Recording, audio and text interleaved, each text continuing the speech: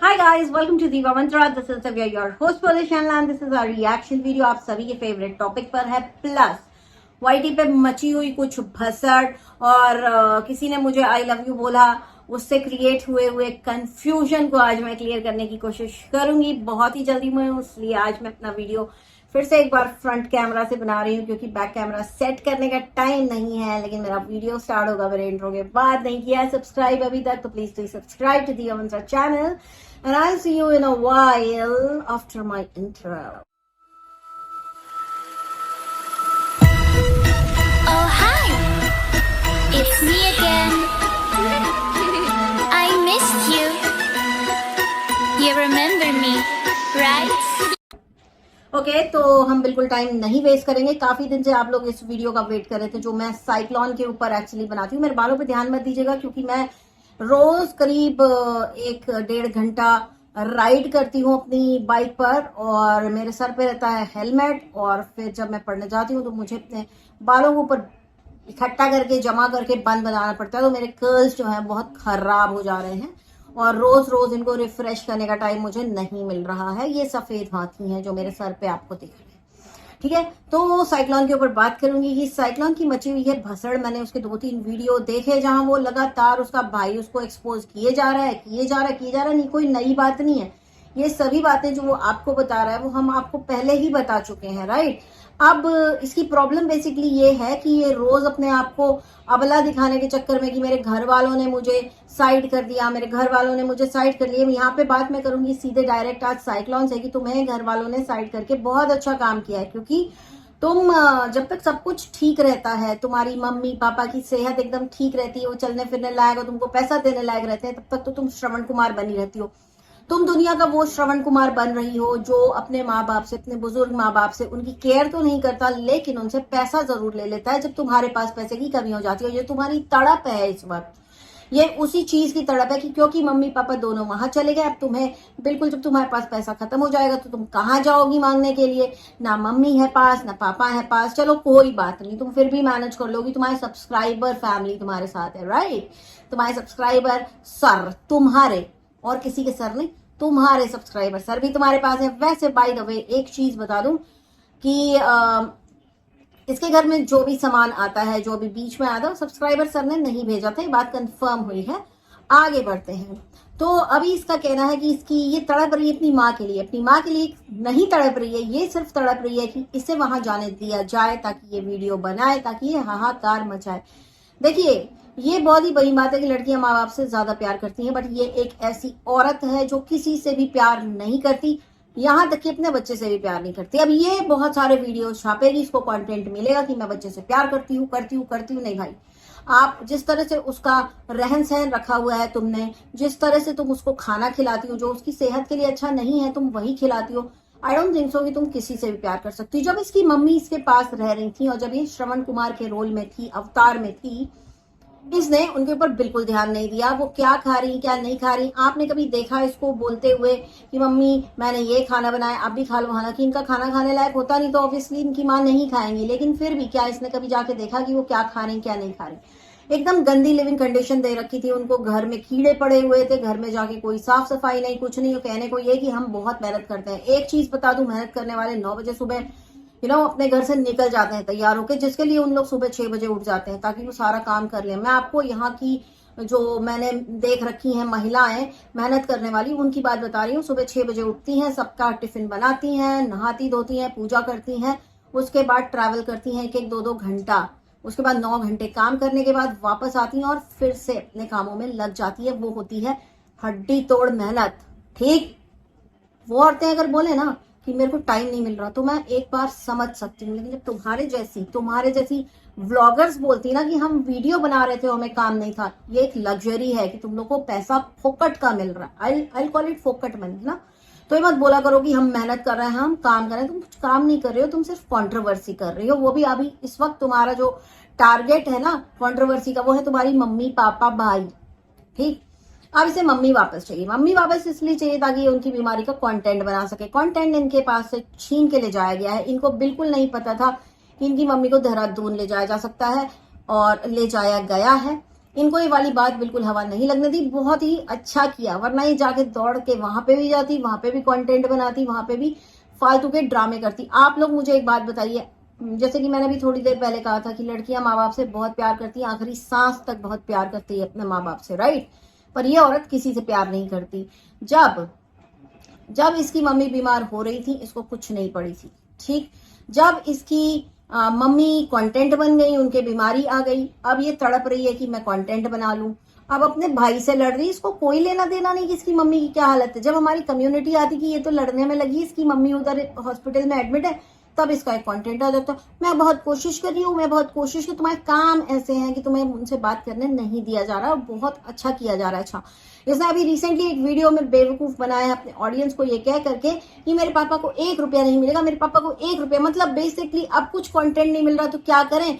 पापा से बात की कि पैसा क्या क्या नहीं, तो बोल दिया कि हम लोग ने तो अभी ऑलरेडी मम्मी की उसके लिए 1 लाख रुपए लगा दिया, हम लोग को कोई पैसा नहीं वापस मिल रहा। देखो बहन, ऐसा है कि ये बात बहुत क्लियर है कि तुम्हारा बड़ा वाला भाई जो एक बड़े गवर्नमेंट और या सेमी गवर्नमेंट होगा, मुझे नहीं पता, ऑर्गेनाइजेशन में काम करता है ना, तो उसे कॉर्पोरेट इंश्योरेंस मिलता है, कॉर्पोरेट इंश्योरेंस, ठीक है।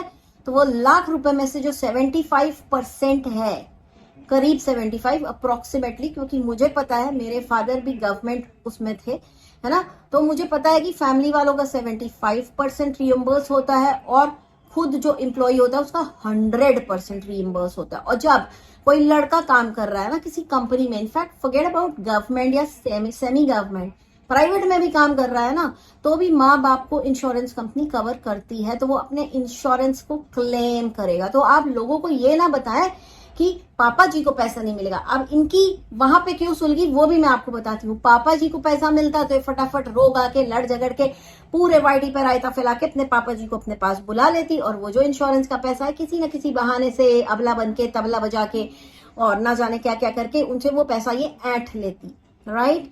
अच्छा, एक चीज और इसने अपने वीडियो में बोली कि मुझे तो टाइफॉइड हुआ था लेकिन अपने आप ठीक हो गया। चलो ठीक है, मान लेते कि तुम्हें टाइफॉइड हुआ था और तुम्हारा टाइफॉइड ठीक हो गया क्योंकि तुम रोज 2-3 बार तुम बड़े बड़े ग्लास ऑरेंज जूस या मौसमी जूस या कीनू जूस, कीनू कहते हैं ना उसको, हाँ कीनुआ तो वो अलग हो जाता है, तो तुम रोज 1 ग्लास जूस निकाल के डकार रही थी, जो तुमने कभी भी 1 ग्लास अपनी माँ को ऑफर नहीं किया, राइट। जूस पीने की उम्र उनकी हो गई है, उनके अभी 10 बीमारी हो सकती हैं, उनकी जूस पीने की उम्र है, लेकिन डकार कौन रहा था जूस? तुम।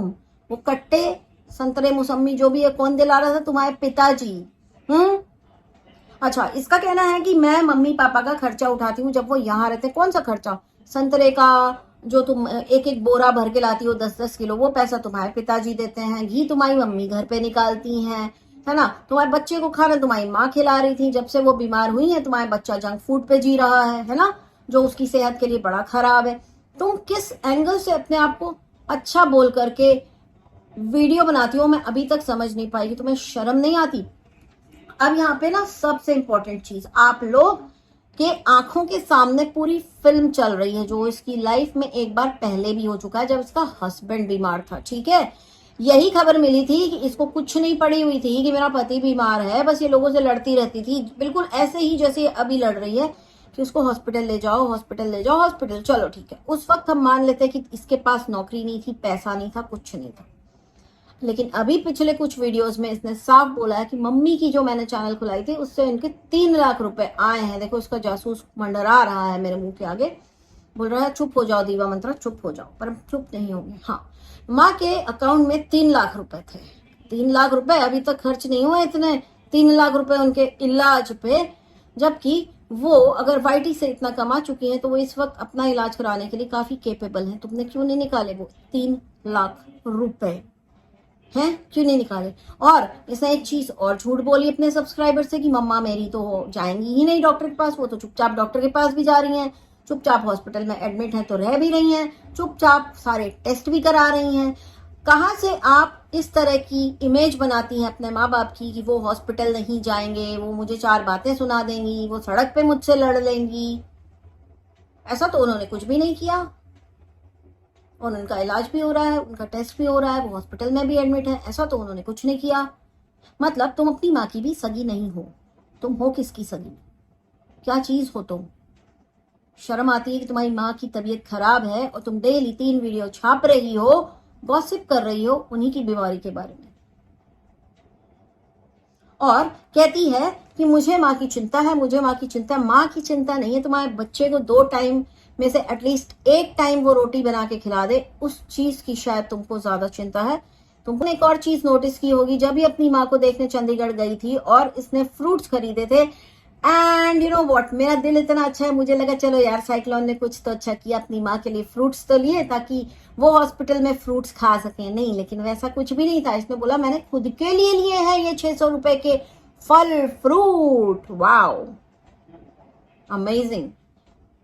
मतलब इस औरत को एक सिविलाइज्ड जगह पे रहना या सिविलाइज्ड लोगों के बीच में रहना नहीं आता।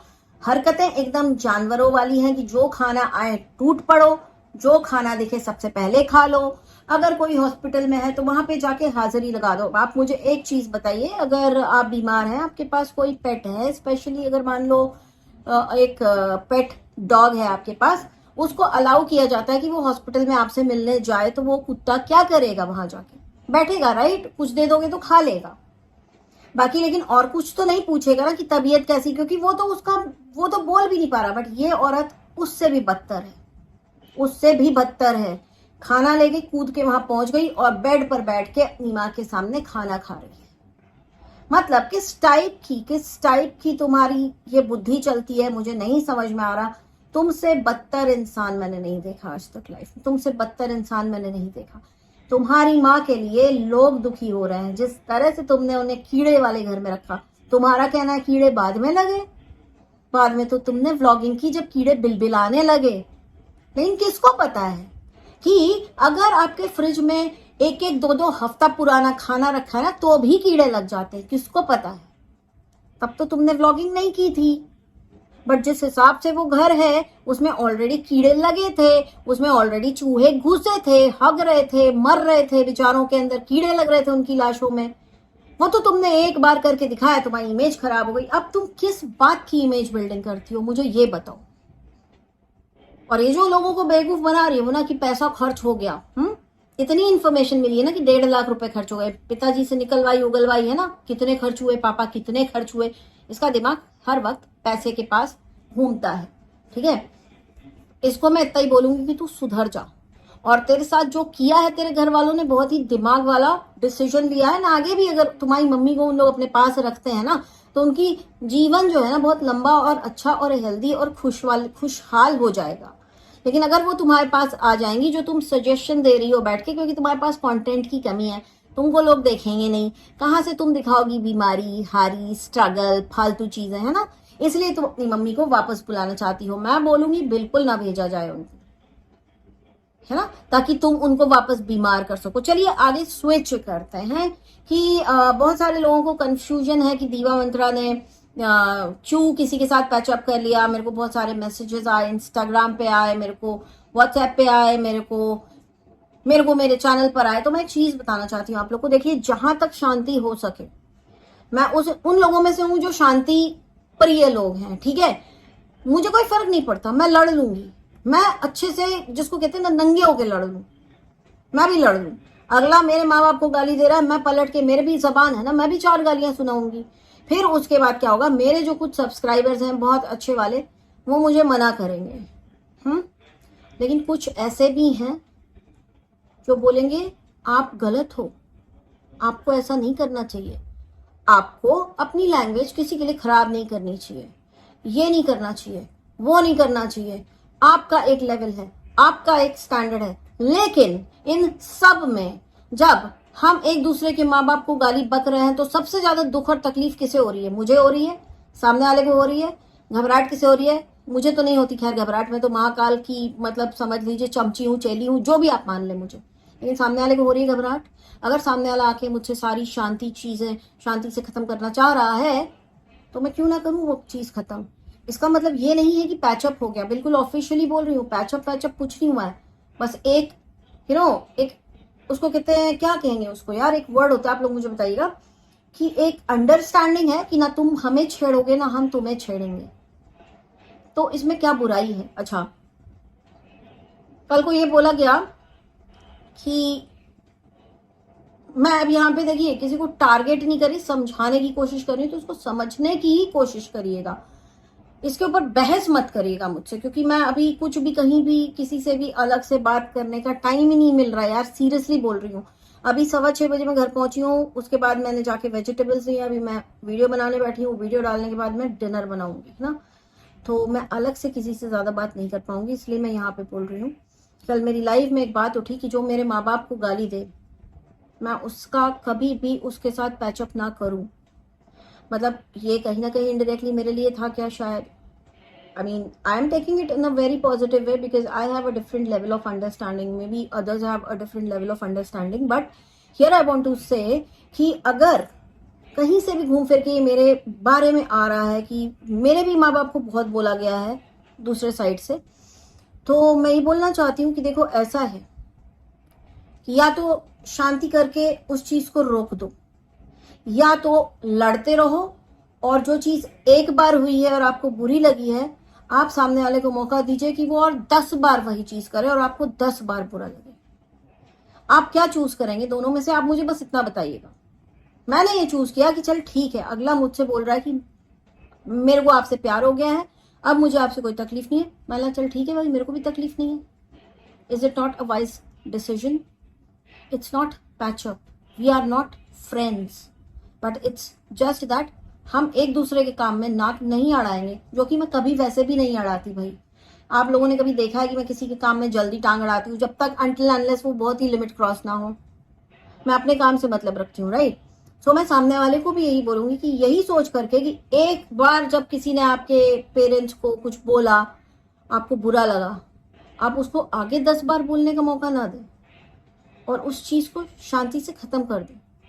क्योंकि ये वाईटी है, इसमें कोई भी कुछ भी बोल के निकल जाता है, किसी को कुछ फर्क पड़ता नहीं है। सब्सक्राइबर्स रहते हैं कंफ्यूज्ड कि क्या हुआ, क्यों हुआ, ऐसे हुआ, कैसे हुआ। ये सब मत करें सब्सक्राइबर्स। मेरा पूरा चैनल सब्सक्राइबर्स के वेलबींग के लिए है, और मैं यही चाहती हूँ कि मेरे सब्सक्राइबर्स को मेरे तरफ से कोई स्ट्रेस ना हो, मेरी तरफ से ऐसा कोई वीडियो कभी मुझे मजबूरी में ना बनाना पड़े जहां मैं अपशब्दों का इस्तेमाल करूं, या मैं किसी के माँ को या मैं किसी के पिता को गाली दूं। और रही बात कि एक मेरा गाली वाला वीडियो सर्कुलेट किया जाता है ये बोल करके कि मैं किसी के माँ बाप को गाली नहीं देती, बट उस वीडियो में मैंने दबा के गालियां दी हैं, तो वहां यहाँ पे मैं एक चीज आप सभी को क्लैरिफाई करना चाहूंगी। देखिए ऐसा है, मैं आगे से बढ़ के कूद के किसी के माँ बाप को ना कुछ बोलती हूँ, ना कुछ कोई सामने वाला बोल रहा हो वो पसंद करती हूँ। लेकिन अगर मैंने किसी को गालियां दी है ना, तो इसका मतलब सारी लिमिट्स उस साइड से क्रॉस हुई हैं, और 1 साल के ऊपर हो चुका होगा जब मेरे मुंह में ये सारी गालियां आई। अदरवाइज मैं जो महाकाल की भक्त हूँ, मेरे जुबान पे महाकाल का नाम रहता है, उस जुबान को गंदा करना पसंद नहीं है अपने को। अब आप इसको जो भी समझिए कि मैं महान बन रही हूँ या मैं जो भी बन रही हूँ भैया, लेकिन महाकाल की चेली तो हूँ, इसमें कोई डाउट नहीं है। दूसरी चीज, बदुआएं मैंने देखा कि निक्कू को किसी ने बहुत ही उल्टा सीधा लिखा है। इतना ही बोलूंगी कि टेंशन ना लिया करो, ये बदुआएं लौट जाती हैं। जब गलत इंसान को दी जाती है ना, तो ये बिल्कुल लौट जाती हैं देने वाले के पास, तो बिल्कुल टेंशन लेने की बात ही नहीं है भाई। उसको मुबारक कर दो वो बदुआ, कोई जरूरत नहीं अपने पास रखने की। अगर आपके सामने रोज कोई आके आपके घर के बाहर कचरा फेंक के जा रहा है, वो कचरा आपके घर के बाहर है, आपको लग नहीं रहा है, आपको चिपक नहीं रहा है, बट एक दिन क्या होगा, 4 दिन आप साफ करेंगे, अवॉइड करेंगे, इग्नोर करेंगे, लेकिन फिर क्या होगा, जब आपका दिमाग खराब होगा, तो मैं कहती हूँ वो स्टेज, जिस स्टेज पे मैंने गाली दी थी, जब आपकी वो स्टेज टच कर जाए, तो पूरा कचरा इकट्ठा करिए, अपने घर का भी कचरा इकट्ठा करिए और उसके सर पे डाल कर आइए, है ना, तब आप गलत नहीं होते। तो ये मेरा एक बेसिकली एक मैसेज था। भसड़ और भी बहुत सी हैं वाईटी पर, लेकिन सबसे ज्यादा गंदी भसड़ मचाती है साइक्लोन। सबसे ज्यादा गंदी और एक भसड़ मची पड़ी है, 2 भसड़ एक्चुअली मची पड़ी है, तो उन दोनों के बारे में मैं अगले वीडियो में डिस्कस करूंगी। अगर नहीं किया अभी तक सब्सक्राइब तो कर लीजिए। मिलती हूँ आपसे नेक्स्ट वीडियो के साथ बहुत ही जल्दी। आज लाइव नहीं कर पाऊंगी, कारण क्योंकि अभी डिनर बनाना बाकी है और फोन में चार्ज भी बड़ा कम है, तो बहुत ही जल्दी मिलती हूँ आप सबसे नेक्स्ट वीडियो के साथ। अब तक के लिए take care and stay blessed. अगर मैंने कुछ भी बोलना इस वीडियो में भूल गई हूँ, तो मुझे बहुत ही जल्दी आप नीचे कमेंट करिए, फटाफट मुझे बताइए कि आप लोगों ने और क्या क्या नोटिस किया, क्योंकि मैं आजकल बहुत बिजी हो गई हूँ।